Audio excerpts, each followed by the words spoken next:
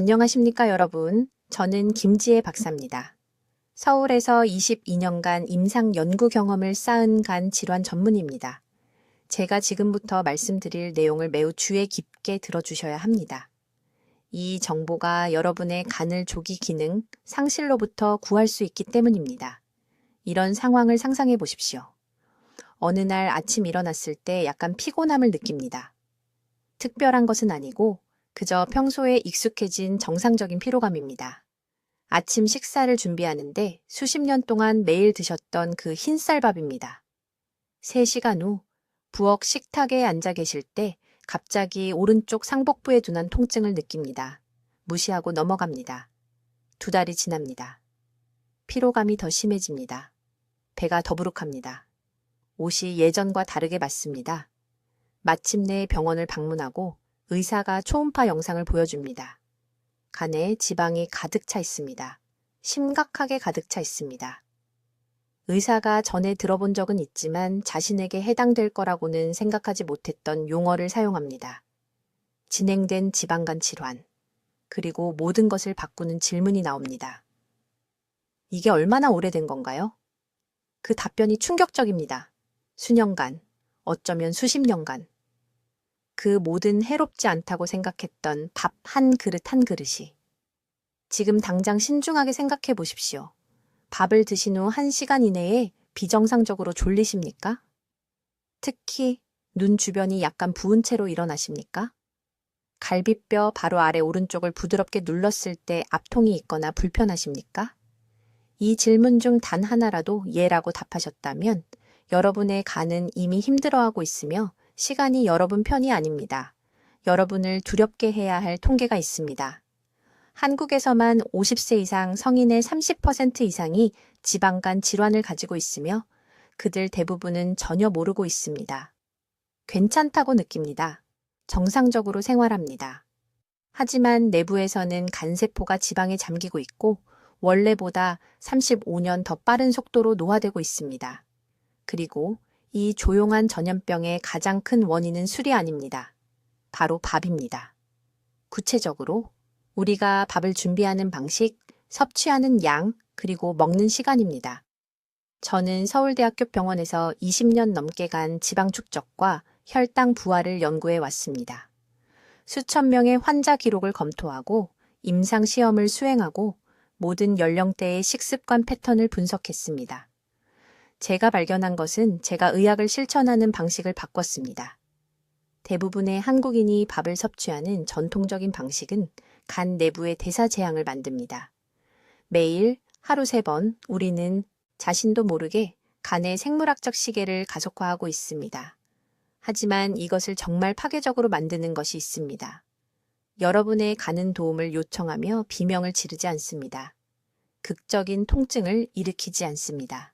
조용히 고통받다가 어느 날 더 이상 보상할 수 없게 됩니다. 그리고 간이 망가지면 여러분의 온몸이 망가집니다. 혈액을 해독할 수 없습니다. 혈관 내에 체액을 유지하는 단백질을 생산할 수 없습니다. 배가 체액으로 부풀어 오릅니다. 다리가 붓습니다. 정신이 혼란스러워집니다. 가장 기본적인 생활 기능을 위해 다른 사람에게 완전히 의존하게 됩니다. 목욕, 식사, 화장실 사용. 자녀에게 절대 되지 않겠다고 맹세했던 그 짐이 됩니다. 이유 없이 겁을 주려고 이 말씀을 드리는 것이 아닙니다. 수백 번 일어나는 것을 받고 예방 가능하기 때문에 말씀드리는 것입니다. 완전히 예방 가능합니다. 간은 여러분의 온몸에서 가장 재생력이 뛰어난 장기 중 하나입니다. 올바른 조건을 제공하면 스스로 치유됩니다. 40년 동안 잘못된 방식으로 밥을 드셨더라도 마지막 검진에서 간 효소 수치가 높게 나왔더라도 이미 초기 단계의 지방 침착이 있더라도 이 손상을 되돌릴 수 있습니다. 앞으로 몇 분 안에 수년간의 임상 연구를 통해 제가 개발한 정확한 프로토콜을 여러분과 공유하겠습니다. 밥의 혈당 영향을 67% 감소시키는 정확한 조리 방법을 배우게 될 것입니다. 간세포의 지방 저장을 막는 밥 섭취의 최적 시간을 발견하게 될 것입니다. 어떤 한국 시장에서나 구할 수 있는 3가지 천연 화합물이 기존의 세포 손상을 적극적으로 되돌릴 수 있는지 이해하게 될 것입니다.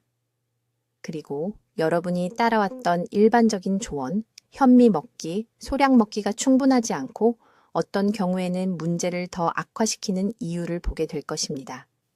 하지만 먼저 지금 이 순간 여러분의 간 내부에서 정확히 무슨 일이 일어나고 있는지, 그리고 전통적인 방식으로 드시는 모든 밥 한 그릇이 왜 여러분의 수명에서 몇 년을 빼앗아 가는지 정확히 이해해야 합니다. 지금이 행동할 황금 시간입니다. 제발 저와 함께 해주십시오. 저는 73세입니다. 지난 22년간 왜 간이 망가지는지 이해하는 데 제 인생을 바쳤습니다. 제 이름은 김지혜 박사이고 서울에서 일하는 간 질환 전문의입니다. 제가 지금부터 공유할 내용은 여러분의 부엌에 지금 놓여있는 밥에 대해 생각하는 방식을 근본적으로 바꿀 것입니다. 3달 전 한 환자가 세브란스 병원 제 진료실로 걸어 들어왔습니다. 박 씨는 68세였습니다. 그는 새벽 5시에 화장실에서 쓰러졌습니다. 딸이 그를 의식불명 상태로 발견했고 피부가 노랗게 변해 있었습니다. 검사를 했을 때 그의 간은 103세의 세포 노화를 보였습니다. 이 남자는 술을 마시지 않았습니다. 규칙적으로 운동했습니다. 건강하다고 생각한 식단을 먹었습니다. 하지만 그의 간은 원래보다 35년 더 빠르게 죽어가고 있었습니다. 제가 지금부터 말씀드릴 내용을 주의 깊게 들어주십시오. 지금 밥을 드시는 방식이 여러분의 간 내부의 대사 시한폭탄을 만들고 있습니다. 밥을 너무 많이 먹는다는 얘기가 아닙니다. 아무도 경고하지 않은 훨씬 더 위험한 것에 대해 말하는 것입니다. 오른쪽 갈비뼈 바로 아래를 만져보십시오. 그곳이 간이 있는 곳입니다. 지금 이 순간 지난 24시간 이내에 밥을 드셨다면 일반적인 방식으로 드시면 간세포가 지방 침착물에 잠겨 있는 것입니다. 이것은 제 의견이 아닙니다. 이것은 제가 여기 한국에서 4,000명이 넘는 환자들을 직접 관찰한 결과입니다. 문제는 쌀 자체가 아닙니다. 문제는 전통적인 방식으로 조리한 밥을 드실 때 발생하는 혈당 급등입니다. 첫 숟가락을 삼킨 후 18분 이내에 혈당이 급상승합니다. 췌장은 인슐린을 혈류에 쏟아붓습니다. 그리고 여기서 의학교과서가 충분히 강조하지 않는 부분이 있습니다. 그 과잉 인슐린은 단순히 혈당을 낮추는 것만이 아닙니다. 간에서 지방산 합성효소라는 효소를 활성화시킵니다. 이 효소는 간이 당을 가속화된 속도로 지방으로 전환하도록 강제합니다. 이것이 매일 일어날 때마다 간세포는 더 많은 지방을 축적합니다. 간세포가 30% 지방이 되면 제대로 기능하지 못합니다. 40%에 도달하면 죽기 시작하고 흉터 조직을 형성합니다. 이것을 간경화라고 합니다. 무서운 진실은 이미 간경화 단계에 이를 때까지 아무런 증상이 없을 수 있다는 것입니다. 박 씨는 40년 동안 하루에 3번 흰쌀밥을 드셨습니다. 어머니께서 가르쳐 주신 방식대로 준비했습니다. 2번 씻고 표준 물 비율로 짓고 뜨겁게 내놓는 것입니다. 이것이 바로 지금 여러분 대부분이 하고 계신 방식입니다. 박 씨가 몰랐던 것, 아무도 그에게 말해주지 않았던 것은 이 조리 방법이 가능한 가장 높은 혈당 부하를 만든다는 것입니다. 그의 간은 40년 동안 매일 3번씩 공격받고 있었습니다. 이제 제가 박 씨에게 올바른 방법을 가르쳐 드렸을 때 무슨 일이 일어났는지 말씀드리겠습니다. 8주 이내에 그의 간 지방이 41% 감소했습니다. 염증과 손상을 나타내는 간 효소, 수치가 53% 떨어졌습니다. 4개월 후 그의 생물학적 간 나이는 19년 젊어졌습니다. 그는 기적이 아닙니다. 그는 단순히 간을 독살하는 것을 멈추고 보호하기 시작할 때 무슨 일이 일어나는지에 대한 증거입니다. 제가 지금부터 드릴 해결책은 당황스러울 정도로 간단합니다. 그래서 이전에 아무도 여러분께 이것을 가르쳐 주지 않았다는 사실에 화가 납니다. 쌀밥을 끊을 필요가 없습니다. 비싼 영양제도 필요 없습니다. 쌀을 준비하고 섭취하는 방법에 대해 3가지 구체적인 것을 바꿔야 합니다. 첫째, 조리 방법입니다. 밥을 완전히 지은 후 평평한 접시에 펼쳐서 정확히 12시간 동안 냉장고에 넣으세요. 이 과정을 노화라고 합니다. 밥의 전분 분자가 저항성 전분이라는 형태로 재배열됩니다. 이 밥을 다시 데워서 드시면 혈당 급등이 67% 감소합니다. 인슐린 반응이 격렬한 대신 부드러워집니다. 간이 지방 생성 신호로 범람하지 않습니다. 둘째, 타이밍입니다. 절대로 밥을 하루의 첫 음식으로 드시지 마세요. 가는 밤새 금식한 후 아침에 혈당 스트레스에 가장 취약합니다. 아침에 밥을 드시면 최대한의 지방 저장 반응을 만듭니다. 대신 점심이나 저녁에만 밥을 드시고 단백질과 채소를 먼저 드신 후에만 드세요. 섬유질과 단백질이 완충제를 만들어 당 흡수를 극적으로 늦춥니다. 이제 밥이 여러분이 드시는 동안 간세포를 어떻게 파괴하는지, 그리고 왜 정부 건강 지침이 수십 년 동안 위험할 정도로 잘못되어 왔는지 정확히 설명하겠습니다. 흰쌀밥 한 공기를 드시면 18분 이내에간 내부에서 치명적인 일이 일어납니다. 저는 서울 삼성의료원 제 연구실에서 이것을 8,000번 넘게 측정했습니다. 그 밥에서 나온 포도당 급등은 우리가 간 지방 생성이라고 부르는 것을 유발합니다. 쉬운 말로 하겠습니다. 간이 위기 상황에서 초과 근무하는 공장처럼 비상 속도로 당을 지방으로 전환하기 시작합니다. 여기서 아무도 말해주지 않는 것이 있습니다. 잘못된 방식으로 먹은 흰쌀밥 한 공기는 소주 2잔을 마시는 것과 같은 지방 침착물을 간에 만듭니다. 과장이 아닙니다. 우리는 하루 3번 밥을 먹는 환자들의 간 스캔을 적당히 술을 마시는 환자들과 비교했습니다. 5년에 걸친 지방간 진행이 거의 동일했습니다. 이것은 제 연구팀조차 충격을 받았습니다. 그러나 진짜 위험은 지방 자체가 아닙니다. 진짜 위험은 다음에 일어나는 일입니다. 그 지방 침착물은 사이토카인이라는 염증성 단백질을 방출합니다. 이 사이토카인은 매일 건강한 간세포를 공격합니다. 각 공격은 그 세포들을 늙게 합니다. 정상적인 간세포는 90세까지 아름답게 재생되어야 합니다. 그러나 지속적인 사이토카인 공격해서 그들은 유불배 빠르게 노화됩니다. 이것이 제가 쌀밥이 간을 35년 더 빠르게 늙게 할 수 있다고 말하는 이유입니다. 저는 연구실에서 측정한 실제 세포 노화 지표를 사용하고 있습니다. 강남구에서 온 환자 이민호 씨에 대해 말씀드리겠습니다. 그는 지난 4월 지속적인 피로를 호소하며 제 병원에 오셨습니다. 이 씨는 겨우 52세였지만 계단 2층을 겨우 올라갈 수 있었습니다. 자녀들은 그가 그냥 게으르다고 생각했습니다. 아내는 좌절했습니다. 그러나 저는 그의 혈액 검사와 간 스캔을 실시했습니다.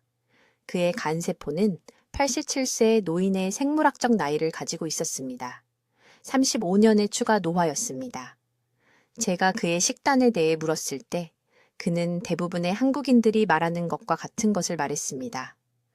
평생 매일 하루 3번 밥을 먹었다고요. 그는 건강한 전통 음식을 먹고 있다고 생각했습니다. 저는 그에게 컴퓨터 화면에서 간 스캔을 보여줬습니다. 지방 침착물은 어두운 하늘을 덮는 흰 구름처럼 보였습니다. 그는 거의 1분 동안 조용히 그것을 응시했습니다. 그런 다음 그는 모두가 묻는 질문을 했습니다. 김 박사님, 이것은 제가 다시는 밥을 먹을 수 없다는 뜻인가요? 그냥 빵을 먹어야 하나요? 제 대답을 주의 깊게 들으세요. 왜냐하면 이것이 대부분의 의사들이 완전히 틀리는 부분이기 때문입니다. 문제는 쌀 자체가 아닙니다. 문제는 쌀을 먹는 방법에 대한 3가지 구체적인 것입니다. 이 3가지를 바꾸면 쌀은 간에 대한 독에서 약으로 변합니다. 정상적인 방식으로 쌀을 계속 먹으면 여러분은 눈을 감고 간 기능 손상을 향해 걸어가고 계십니다. 첫 번째 실수입니다. 여러분은 밥솥에서 갓 지은 뜨거운 밥을 드십니다. 뜨거운 밥의 혈당 지수는 87입니다. 이것은 순수한 설탕보다 높습니다. 하지만 여기 여러분의 인생을 바꿀 비밀이 있습니다. 밥을 실온에서 최소 2시간 동안 식히면 전분 분자가 재구성되어 과학자들이 저항성 전분이라고 부르는 것으로 변합니다. 이 저항성 전분의 혈당 지수는 단 38입니다. 이것은 사과보다 낫습니다. 여러분의 간은 이것을 완전히 다르게 처리합니다. 지방 생산이 67% 감소합니다. 저는 이 정확한 수치를 증명할 실험실 데이터를 가지고 있습니다. 두 번째 실수입니다. 여러분은 공복에, 특히 아침 식사로 밥을 드십니다. 이것은 재앙입니다.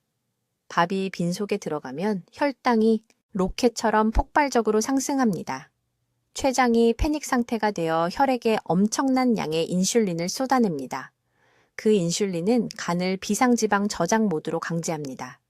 하지만 밥을 먹기 전에 발효채소 2스푼이나 삶은 달걀 하나를 먹으면 모든 것이 바뀝니다. 섬유질과 단백질이 당 흡수를 늦춥니다. 혈당이 절벽처럼이 아니라 언덕처럼 완만하게 상승합니다. 간이 안정적으로 유지됩니다. 세 번째 실수입니다. 여러분은 한 끼에 밥 공기의 3분의 2 이상을 드십니다. 대부분의 한국인들은 한 공기 가득 또는 그 이상을 먹습니다. 이것은 대략 210g의 지은 밥입니다. 하지만 여러분의 간은 비상지방 저장 모드로 가지 않으면서 발전전서 한 끼에 약 140g의 탄수화물만 처리할 수 있습니다. 그 한계를 넘는 모든 그램은 간에서 지방이 됩니다. 보장합니다. 이제 여러분, 제가 곧 나눌 내용을 아주 주의 깊게 들으셔야 합니다. 이것은 실제로 여러분의 간을 구할 부분입니다. 이 정보가 단 몇 달 만에 수년 안의 손상을 되돌릴 수 있으므로 집중해 주십시오. 간을 노화시키는 쌀 섭취의 세 번째 중요한 요인은 제가 고립 효과라고 부르는 것입니다. 밥을 단독으로 먹거나 잘못된 음식 조합과 함께 먹으면 체내에서 대사재앙이 발생합니다. 이것이 왜 그렇게 중요한지 이해하실 수 있도록 정확히 무슨 일이 일어나는지 단계별로 설명하겠습니다. 흰 쌀밥이 단독으로 위장에 들어가면 믿을 수 없을 정도로 빠르게 분해됩니다. 15분에서 20분 이내에 혈류에 포도당이 넘쳐납니다. 췌장이 패닉 상태가 되어 엄청난 양의 인슐린을 방출합니다. 이 인슐린 급증은 동시에 두 가지 일을 합니다. 첫째, 간이 그 과잉 포도당을 즉시 지방으로 전환하도록 강제합니다. 둘째, 신체가 이 새로 생성된 지방을 간세포에 직접 저장하도록 촉발합니다. 이것이 지방간 질환의 시작이며 여러분 대부분은 지금 이것이 일어나고 있다는 것을 모르고 있습니다. 3년 전 서울의 제 병원에 온 박 씨라는 환자가 있었습니다. 그는 68세였고 지속적인 피로와 오른쪽 옆구리에 둔한 통증을 호소했습니다. 검사를 했을 때 간 효소 수치가 위험할 정도로 높았습니다. 그의 간 지방 비율은 42%였습니다. 건강한 간은 5% 미만의 지방을 가져야 합니다. 저는 그에게 식단에 대해 물었고 그는 모든 것을 명확하게 해주는 무언가를 말했습니다. 매일 아침 식사로 그는 김치와 함께 밥 한 공기를 먹었습니다. 다른 것은 없었습니다. 그냥 밥과 김치뿐이었습니다. 점심에는 직장에서 너무 바쁠 때 종종 간장과 함께 밥을 먹었습니다. 그는 식사를 간단하게 유지함으로써 건강하게 지낸다고 생각했습니다. 저는 그에게 간 자살을 하고 있다고 설명했습니다. 올바른 보호식품 없이 단독으로 먹는 그 밥이 그의 간을 가속화된 속도로 노화시키고 있었습니다. 해결책은 밥을 완전히 끊는 것이 아니었습니다. 해결책은 다시는 절대로 밥을 단독으로 먹지 않는 것이었습니다. 다음 식사부터 즉시 하셔야 할 일이 있습니다. 밥을 드실 때는 반드시 3가지 특정 유형의 음식과 함께 드셔야 합니다. 이것이 여러분의 간을 보호할 황금 공식이므로 지금 바로 적어 두십시오. 첫째, 건강한 지방이 필요합니다.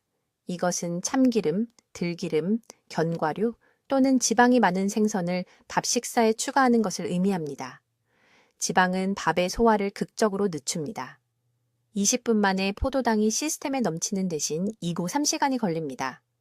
인슐린 반응이 폭력적이지 않고 부드러워집니다. 간이 비상지방 저장 모드로 가는 대신 모든 것을 제대로 처리할 시간을 갖습니다. 둘째, 섬유질이 필요합니다. 많이요. 이것은 채소를 의미하며 단지 작은 반찬이 아닙니다. 저는 환자들에게 모든 밥 식사와 함께 최소 2컵 가득한 채소가 필요하다고 말합니다. 시금치, 숙주나물, 무, 배추, 버섯, 무엇이든 좋아하는 것으로요. 섬유질은 소화계의 물리적 장벽을 만듭니다. 밥 입자를 감싸고 모든 것을 훨씬 더 늦춥니다. 포도당 방출이 훨씬 더 느리고 안정적이 됩니다. 셋째, 그리고 이것이 대부분의 사람들이 놓치는 부분인데 양질의 단백질이 필요합니다. 진짜 단백질입니다. 가공육이 아니라 두부, 달걀, 구운 생선 또는 살코기, 닭고기 같은 것들입니다. 단백질은 놀라운 일을 합니다. 신체에 포도당을 지방 저장이 아닌 근육 회복과 에너지로 사용하라고 신호를 보냅니다. 간이 지방 생산 임무에서 휴식을 얻습니다. 박 씨는 정확히 이 방법을 따랐습니다. 밥이 포함된 모든 식사마다 이 세 가지 요소를 추가했는지 확인했습니다. 6주 이내에 그의 활력이 돌아왔습니다. 3개월 이내에 간 효소 수치가 60% 감소했습니다. 1년 후 그의 간 지방 비율은 12%로 낮아졌습니다. 우리의 세포 지표에 따르면 그의 생물학적 간 나이가 15년 역전되었습니다. 하지만 여기 제가 사람들이 저지르는 것을 보는 중요한 실수가 있습니다. 그들은 이 세 가지 중 하나만 추가하면 충분하다고 생각합니다. 그렇지 않습니다. 세 가지가 모두 함께 작동해야 합니다. 지방, 섬유질, 단백질이 그 밥 주위의 보호막을 만듭니다. 그들은 밥을 간 독에서 받아들일 수 있는 음식으로 변화시킵니다. 내일 아침부터 밥그릇을 보세요.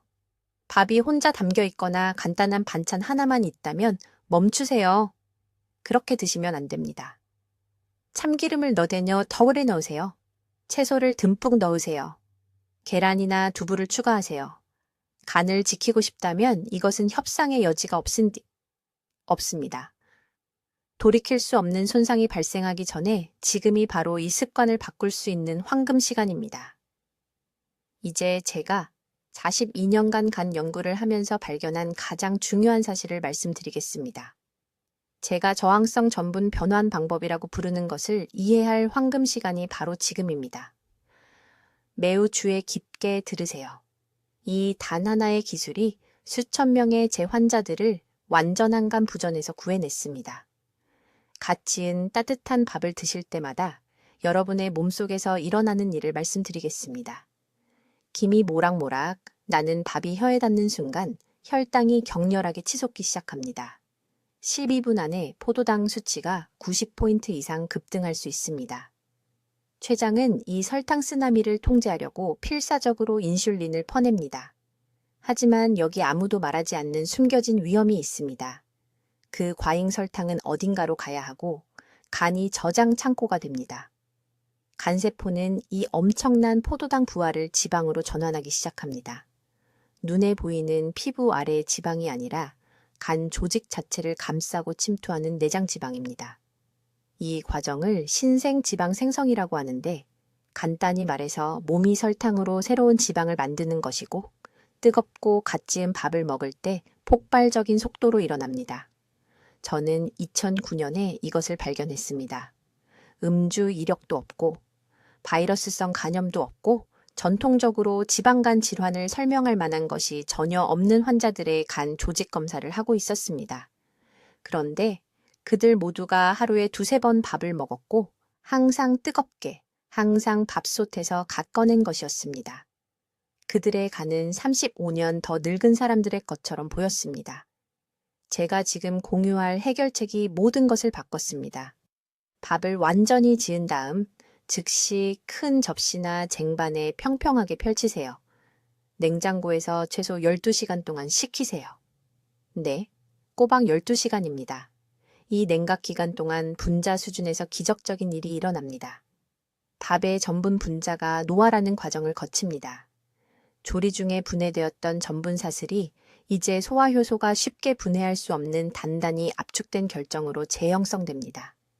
이렇게 변형된 밥을 저항성 전분이라고 하며 몸속에서 완전히 다르게 행동합니다. 이렇게 식혔다가 다시 든 밥을 먹으면 혈당이 천천히 부드럽게 상승합니다. 90포인트 급등 대신 30포인트 증가만 볼 수 있습니다. 이것은 간에 대한 혈당 스트레스를 67% 감소시킵니다. 더 좋은 점은 이 저항성 전분이 대장으로 이동하여 유익한 박테리아가 발효시켜 실제로 간 염증을 치유하는 단세 지방산을 생성한다는 것입니다. 정확한 방법에 대해 절대적으로 명확히 말씀드리겠습니다. 평소대로 밥을 지으세요. 밥이 다 지어지는 순간 깊이가 5cm를 넘지 않는 얕은 용기에 옮기세요. 빠르고 고르게 식을 수 있도록 펼치세요. 실온이 아니라 냉장고에 뚜껑을 열어둔 채로 넣으세요. 12시간에서 24시간 후에 필요에 따라 일부를 다시 들 수 있습니다. 저항성 전분은 재가열 후에도 안정적으로 유지됩니다. 서울대학교 병원의 많은 환자들이 처음에 이 방법을 거부했습니다. 그들은 밥은 갓 지었을 때 따뜻한 게 더 맛있다고 말했습니다. 너무 불편하고 가족들이 항상 먹던 방식과 너무 다르다고 했습니다. 하지만 저는 지금 여러분께 말씀드리는 것과 똑같이 그들에게 말했습니다. 무엇이 더 불편합니까? 미리 밥을 준비하는데 15분을 쓰는 것입니까? 아니면 간과 신장이 완전히 망가져서 말년을 투석기계에 연결된 채로 보내는 것입니까? 여기 대부분의 사람들이 저지르는 중요한 실수가 있습니다. 밥을 짓고 실온에 몇 시간 두었다가 저항성 전분을 만들었다고 생각하며 먹습니다. 틀렸습니다. 실온 냉각은 너무 오래 걸리고 위험한 박테리아 성장을 만듭니다. 즉시 냉장하고 최소 12시간 동안 차갑게 유지해야 합니다. 간을 보호하는 양에 대해서도 이해하셨으면 합니다. 저항성 전분 밥이라도 한 끼에 1.5컵으로 제한해야 하며 이는 조리 후 측정한 것입니다. 대략 주먹 크기입니다. 이보다 많으면 여전히 간의 처리 능력을 압도합니다. 이 식힌 밥을 최소 2컵의 전분이 없는 채소와 손바닥 크기의 단백질과 결합하세요. 채소의 섬유질은 소화를 더욱 늦추고 단백질은 간에게 새로운 지방 생성을 멈추라고 말하는 호르몬을 촉발합니다. 이 조합이 가속화된 간 노화에 대한 방패입니다. 내일 아침부터 밥 준비 방법을 바꾸세요. 이것은 제한이 아닙니다. 이것을 무시했을 때 어떤 일이 일어나는지 본 사람의 의학적 지시입니다. 여러분의 간은 지금 조용히 도움을 외치고 있습니다. 이 한 가지 간단한 변화를 주시면 90일 안에 에너지, 정신적 명료함에서 차이를 느낄 것이며 혈액 검사 결과가 변화가 진짜임을 증명할 것입니다. 이제 밥을 먹기에 가장 위험한 시간에 대해 말씀드리겠습니다. 제 환자의 90%가 이것을 잘못하고 있었고 그것이 그들의 간을 거의 파괴했습니다. 이 실수 하나만으로도 간의 생물학적 나이에 15년을 더할 수 있으니 주의 깊게 들으세요. 밥을 섭취하기에 가장 나쁜 시간은 늦은 밤, 특히 저녁 7시 이후입니다. 왜 이런 일이 일어나는지 정확히 설명하겠습니다. 늦은 밤에 밥을 먹으면 아침 시간에 비해 몸의 인슐린 감수성이 43% 떨어집니다. 이것은 간이 같은 양의 포도당을 처리하기 위해 거의 2배나 열심히 일해야 한다는 것을 의미합니다. 하지만 간 전문의로서 저를 두렵게 하는 부분은 이것입니다. 잠을 자는 동안 간은 자연스러운 회복 및 해독 주기에 들어갑니다. 만약 간이 이 중요한 시간대에 고혈당 탄수화물을 처리하게 되면 재생 과정 전체가 중단됩니다. 제 환자 중 강남에 사는 68세 박 씨가 심각한 지방간 질환을 앓고 있었습니다. 그의 간 수치는 정상 범위의 3배였습니다. 그의 식단 일기를 검토했을 때 저는 즉시 원인을 찾았습니다. 20년 동안 매일 밤 저녁 9시에 잠들기 전 큰 그릇에 흰 쌀밥을 드셨던 것입니다. 튀긴 음식과 술을 피했기 때문에 건강하게 먹고 있다고 생각하셨습니다. 하지만 그 매일 밤의 밥 한 그릇이 조용히 그의 간세포를 한 끼 한 끼 파괴하고 있었습니다. 여러분의 몸 안에서 일어나는 일을 말씀드리겠습니다. 늦은 밤에 밥을 드시면 췌장이 혈당 급등을 처리하기 위해 인슐린을 분비합니다. 하지만 세포들은 수면을 준비하고 있어서 인슐린 신호에 저항하게 됩니다. 이로 인해 췌장은 훨씬 더 많은 인슐린을 분비해야 합니다. 한편 남은 포도당은 갈 곳이 없어서 간이 신생 지질 생성이라는 과정을 통해 직접 지방으로 전환합니다. 이 지방은 간세포 안에 저장되고 수개월과 수년에 걸쳐 비알코올성 지방간 질환으로 이어집니다. 시간은 대부분의 사람들이 생각하는 것보다 훨씬 중요합니다. 서울대학교 병원의 연구에 따르면 같은 양의 밥을 아침 8시에 먹는 것과 저녁 8시에 먹는 것은 완전히 다른 대사 반응을 일으킵니다. 아침 밥 섭취는 하루 종일 포도당을 에너지로 사용할 수 있게 합니다. 저녁 밥 섭취는 신진대사가 60% 느려지는 시간에 당분으로 몸을 넘치게 합니다.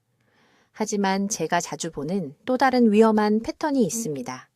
많은 노년 환자분들이 아침을 거르고 점심을 조금 드시고 저녁에 가장 많은 양의 밥을 드십니다. 이것은 잘못된 방식입니다. 간의 탄수화물 처리 능력은 일주기 리듬을 따릅니다. 오전 6시에서 정고 사이에 최고조에 달했다가 점차 감소합니다. 저녁이 되면 간은 이미 하루 종일 혈액 해독, 담즙 생성, 수백 가지 대사 과정 조절로 지쳐 있습니다. 분당에 사는 72세 최 씨는 이것을 직접 경험했습니다. 매우 적당한 양을 드셨는데도 당뇨병과 지방간이 생겼습니다. 문제는 시간이었습니다. 하루 쌀 섭취량의 90%를 저녁 6시에서 10시 사이에 드셨던 것입니다. 쌀 섭취를 아침과 이른 오후로만 바꾼 지 4개월 만에 간 지방이 38% 감소했습니다. 활력이 돌아왔고 혈당이 안정되었습니다. 쌀 섭취의 황금 시간 규칙을 알려드리겠습니다. 밥을 드셔야 한다면 오전 17시에서 오후 2시 사이에 드십시오. 이때가 몸의 포도당 내성이 가장 높을 때입니다. 근육이 에너지를 위해 탄수화물을 흡수할 준비가 되어 있습니다. 간이 과도한 부담 없이 포도당 부하를 처리할 수 있습니다. 오후 3시 이후에는 시간이 지날수록 대사 효율이 크게 떨어집니다. 그리고 즉시 따라야 할 중요한 규칙이 있습니다. 잠자리에 들기 4시간 이내에는 절대로 밥을 드시지 마십시오. 밤 10시에 주무신다면 늦어도 저녁 6시까지 마지막 밥을 드셔야 합니다. 이렇게 하면 간이 회복 모드로 들어가기 전에 혈당 상승을 처리할 충분한 시간을 줄 수 있습니다. 많은 분들이 평생 저녁에 밥을 드셨다는 것을 압니다. 이 패턴을 바꾸는 것이 불가능하게 느껴집니다. 하지만 22년의 임상 경험으로 말씀드리는데 이 한 가지 조정만으로도 수년간의 간 손상을 되돌릴 수 있습니다. 이 변화를 실천하는 환자들은 6주에서 8주 안에 측정 가능한 개선을 봅니다. 간 수치가 정상화됩니다. 활력이 증가합니다. 간 경화 위험이 극적으로 감소합니다. 밥을 올바른 시간에 드시면 간 수명에 대한 가장 큰 위협 중 하나를 제거하는 것입니다. 시간을 잘못 맞추면 매 저녁 식사마다 노화를 가속화합니다. 이제 밥을 먹기에 가장 위험한 시간에 대해 말씀드리겠습니다. 이것은 여러분의 간을 돌이킬 수 없는 손상에서 구할 수 있습니다. 저는 서울대학교 병원에서 800명 이상의 환자들의 식사 일정을 분석한 후 이 패턴을 발견했고 제가 발견한 것은 선배 동료들조차 충격을 받았습니다. 한국의 대부분 사람들은 하루에 3번 밥을 먹습니다. 아침, 점심, 저녁. 정상적으로 들리시죠? 하지만 문제가 있습니다. 간에는 생체 시계가 있고 잘못된 시간에 밥을 드시면 간이 감당하도록 설계되지 않은 야간 근무를 하게 만드는 것입니다. 주의 깊게 들으십시오. 밤 10시에서 새벽 4시 사이에 간은 해독 단계라고 부르는 상태로 들어갑니다. 이 6시간 동안 간은 독소를 청소하고 손상된 세포를 복구하고 건강한 조직을 재생해야 합니다. 하지만 저녁 늦게 특히 우유 껍시 이후에 밥을 드시면 모든 것이 바뀝니다. 그 밥의 전분이 포도당으로 전환되고 간이 쉬려고 할 때 혈당이 급등합니다. 집을 청소하려고 하는데 누군가 계속 바닥에 쓰레기를 던진다고 상상해 보십시오. 그것이 바로 간에 일어나는 일입니다. 늦은 밤 밥 섭취로 인한 인슐린 반응은 간세포가 지방을 태우는 대신 저장하도록 만듭니다. 시간마다 밤마다 이 지방이 축적됩니다. 제 환자 중 서울 강남구에 사는 68세 박 씨가 있었습니다. 지속적인 피로와 오른쪽 상복부의 둔한 통증을 호소하며 제 진료실에 오셨습니다. 혈액 검사 결과 간 수치가 상승했고 초음파 검사에서 중등도 지방간 질환이 나타났습니다. 식습관에 대해 물었을 때 매우 흔한 이야기를 하셨습니다. 더 잘 자는데 도움이 된다고 믿었기 때문에 매일 밤 9시쯤 잠들기 전에 작은 그릇의 밥을 드셨다고 했습니다. 저는 박 씨에게 밤 시간, 밥 습관이 간을 3배 속도로 늙게 만들고 있다고 설명했습니다. 매일 밤 그가 주무시는 동안 간은 포도당에 빠져 있었고 다른 곳에 둘 곳이 없어서 지방으로 저장하고 있었습니다. 저녁 6시 이후에 모든 쌀 섭취를 중단한 지 3개월 만에 간 수치가 떨어졌습니다. 42% 감소했습니다. 6개월 후 초음파 검사에서 지방 축적이 현저히 줄어든 것으로 나타났습니다. 그런데 시간은 단순히 야식을 피하는 것만이 아닙니다.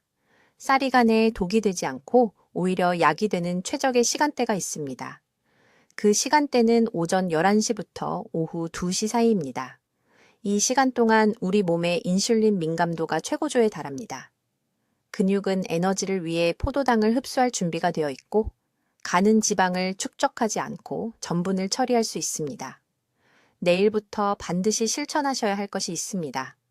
쌀밥을 드신다면 오전 11시에서 2시 사이 점심시간에만 드십시오. 저녁 6시 이후에는 절대 쌀밥을 드시지 마십시오. 제 임상 관찰에 따르면 이 한 가지 변화만으로도 간 지방 축적을 최대 58%까지 줄일 수 있습니다. 그런데 대부분의 사람들이 완전히 무시하는 또 다른 중요한 시간 요소가 있습니다. 쌀밥 식사와 다음 식사 사이의 간격이 매우 중요합니다.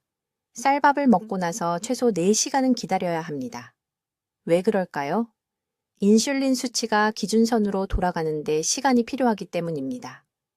정오에 쌀밥을 먹고 2시에 간식을 먹으면 하루 종일 지속적인 인슐린 급증을 일으켜 간을 지방 저장 모두로 만들게 됩니다. 저는 모든 환자분들께 이 정확한 일정을 권장합니다. 오전 7시에서 8시 사이에 쌀밥 없이 단백질이 풍부한 아침 식사를 하십시오. 낮 12시에서 1시 사이에 쌀밥이 포함된 점심을 드십시오. 그런 다음 오후 5시나 6시까지 물 외에는 아무것도 먹지 마시고 그때 채소와 단백질로 가벼운 저녁을 드시되 쌀밥이나 다른 전분은 절대 드시지 마십시오. 거의 아무도 모르는 시간에 관한 한 가지가 더 있습니다. 요일도 중요합니다. 간의 재생 능력은 금요일 저녁부터 일요일 아침 사이에 가장 높습니다. 이 시간이 간에게 쌀밥으로부터 완전한 휴식을 주기에 가장 좋은 때입니다. 저는 환자분들께 매주 주말마다 완전히 쌀밥을 끊으라고 말씀드립니다. 이틀 동안은 채소, 생선, 달걀, 두부 등 쌀밥을 제외한 무엇이든 드십시오. 부산의 최 여사님께서 이 주말 방법을 따르셨습니다. 71세이셨고 심한 지방간과 초기 섬유화 징후가 있으셨습니다. 6개월간 주말에는 쌀밥을 끊고 평일에는 시간을 맞춰 쌀밥을 드신 후 간이 놀라울 정도로 개선되었습니다. 혈액 내 섬유화 지표가 떨어지고 에너지 수준이 극적으로 증가했습니다. 오른쪽 옆구리, 갈비뼈 바로 아래를 만져보십시오. 바로 그곳에서 지금 간이 일하고 있습니다. 다음에 쌀밥을 드시려 할 때 먼저 시계를 보십시오. 그 간단한 행동이 간의 기능적 나이에 몇 년을 더할 수 있습니다. 자, 여러분, 제가 지금부터 말씀드릴 것을 아주 주의 깊게 들어주십시오. 오늘부터 간을 보호하기 위해 즉시 취해야 할 정확한 실천 단계들입니다. 저는 22년간 이것을 연구해 왔고, 이 행동들이 여러분의 간이 정상적으로 노화할지 아니면 위기로 가속화될지를 결정할 것이라고 절대적인 확신을 갖고 말씀드릴 수 있습니다. 첫째, 그리고 이것이 다음 식사 전에 반드시 해야 할 가장 중요한 단계인데 쌀밥 짓는 방법을 영원히 바꿔야자 합니다. 정확한 방법은 이렇습니다. 평소처럼 밥을 지으되 밥이 다 지어지는 순간 즉시 뚜껑을 열고 완전히 식을 때까지 식히십시오. 대략 45분 정도 걸립니다. 뜨거울 때 드시지 마십시오. 그런 다음 식은 밥을 냉장고에 최소 12시간 동안 넣어 두십시오. 다음 날 들 때는 중간 불에서 정확히 2분만 드십시오. 이 과정은 쌀의 전분 구조를 변화시켜 혈당 급등을 67% 감소시킵니다. 간 스트레스가 극적으로 떨어지는데 몸이 더 이상 간세포의 지방 축적을 강요하는 격렬한 인슐린 급증을 경험하지 않기 때문입니다. 둘째, 쌀밥을 먹는 시간은 어떻게 준비하느냐만큼이나 중요합니다. 제 말은 절대로 쌀밥을 하루의 첫 식사로 드시지 마십시오. 간은 밤새 공복 후 아침에 가장 취약합니다. 아침 첫 식사로 고혈당 탄수화물을 쏟아부으면 지방 침착을 위한 완벽한 폭풍을 만듭니다. 대신 쌀밥은 점심에만, 그리고 단백질과 채소를 먼저 드신 후에만 드십시오. 이상적인 순서는 이렇습니다. 두부나 생선 같은 단백질이 풍부한 음식 200글 먼저 드시고, 그 다음 채소 한 그릇을 가득 드신 후, 그 다음에야 쌀밥을 드십시오. 이 순서는 소화 시스템의 보호 장벽을 만들어 포도당 흡수를 43% 늦춥니다. 셋째, 그리고 이것은 거의 아무도 모르는 해결책인데 3가지 특정 천연 화합물을 매일 섭취해야 합니다. 첫 번째는 녹차 추출물입니다. 마시는 일반 녹차가 아니라 농축 추출물입니다. 쌀밥 식사 30분 전에 정확히 500mg을 드셔야 합니다. 이 화합물은 과도한 포도당을 간 지방으로 전환하는 효소를 차단합니다. 두 번째는 알파리포산인데 시금치와 브로콜리에서 찾을 수 있지만 치료 용량이 필요합니다. 매일 찐 시금치 3그릇을 드시거나 큰 브로콜리 2송이를 드십시오. 세 번째 화합물은 밀크시슬로, 손상된 간세포를 직접 회복시킵니다.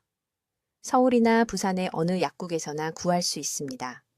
아침과 저녁 하루 2번 300mg씩 드십시오. 넷째, 식사당 쌀밥 양을 정확히 150g으로 제한해야 합니다. 이것은 대략 표준 한국 밥그릇의 3분의 2 정도입니다. 눈으로 정확한 양을 알아볼 수 있을 때까지 일주일간 정확히 측정하십시오. 어떻게 준비하든 이것보다 많으면 간의 처리 능력을 압도하게 됩니다. 이제 강남구의 이 환자분 이야기를 들려드리겠습니다. 3개월 전 심한 지방간 질환으로 제 병원에 오셨습니다. 간 나이는 68세였지만 실제 나이는 52세였습니다. 평생 하루 3번 흰 쌀밥을 드셨고 항상 뜨겁게 항상 많은 양으로 드셨습니다.